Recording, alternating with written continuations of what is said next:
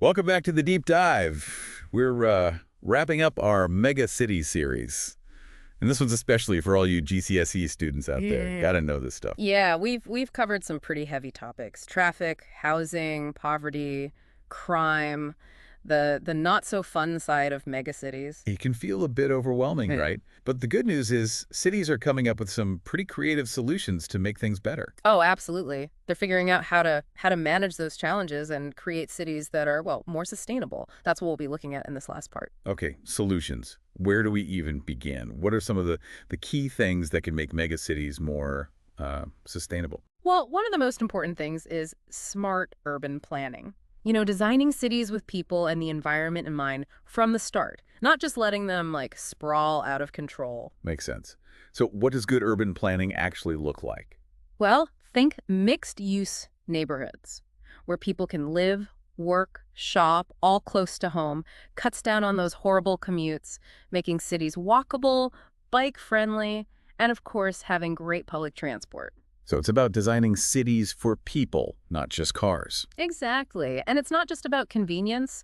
Less traffic means cleaner air, and it makes cities nicer places to live. It's good for everyone. What about green spaces? Parks, gardens, that sort of thing. They're so important, but it's hard to find those in a concrete jungle, right?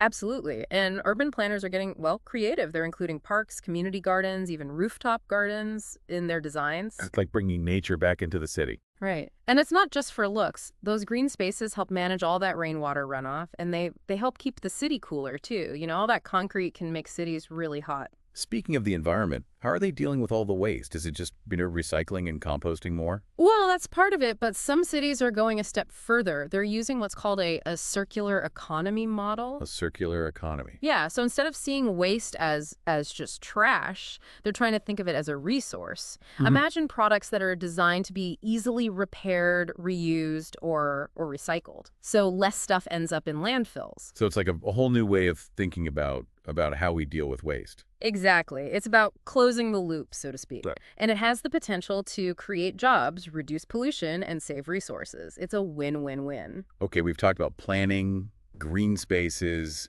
waste. What about the social problems?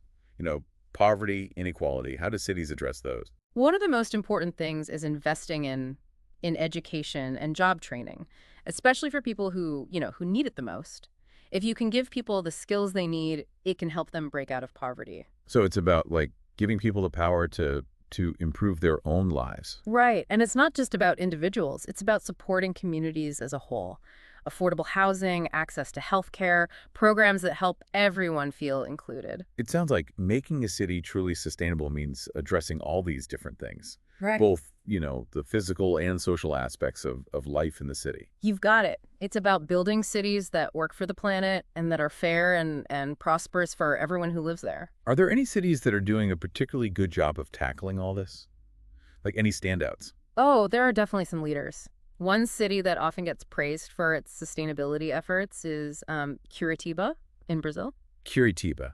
We've been talking about Rio, but it sounds like Curitiba is doing things a bit differently. Oh, yeah. They've been leading the way in sustainable urban planning for, like, decades. They've got this amazing bus system. It's super efficient, affordable, and accessible to, well, to everyone. And they've made green space as a priority. Parks, green corridors, all over the city. Kind of similar to Bristol, but maybe on an even bigger scale. Yeah, you could say that. And Curitiba's also done a great job with their waste management programs. They recycle and compost a lot. It's a great example for other cities. It's really cool to see a developing country like Brazil really taking the lead on sustainability. It shows that it can be done. For sure. Now, another city worth mentioning is Singapore. Oh, yeah, Singapore. Mhm. Super efficient, high tech. What are they doing that's sustainable? Singapore's got this really impressive approach to sustainability. Green buildings, water conservation, renewable energy, you name it, they're doing it. They're even experimenting with vertical farming, growing food right in the city so they don't have to import as much. Vertical farming, that sounds futuristic. Right. It's a great example of how cities are coming up with these really innovative solutions, thinking outside the box. It's amazing. So what does all this mean for our GCSE listeners? What should they take away from this whole mega cities discussion? Well, first, It's important to understand that megacities are complex. They've got big challenges, but they also have the potential for incredible innovation and positive change. And it's not just someone else's problem, right? These are global issues, and we all have a role to play in finding solutions. Exactly. And it's not just about governments and big companies making changes. It's about the choices we make every day, how we get around, how much we consume, whether we recycle, supporting businesses that are trying to do the right thing. Thinking globally, acting locally. That's it. Even small actions can add up to make a real difference. And for anyone who wants to learn more, remember this deep dive was just the start. Keep digging into those textbooks and revision guides. There's a ton of interesting information out there. And one last thing to think about before we go.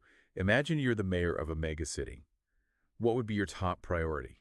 What would you do to make it a better place to live? Think about it. And good luck with those GCSEs.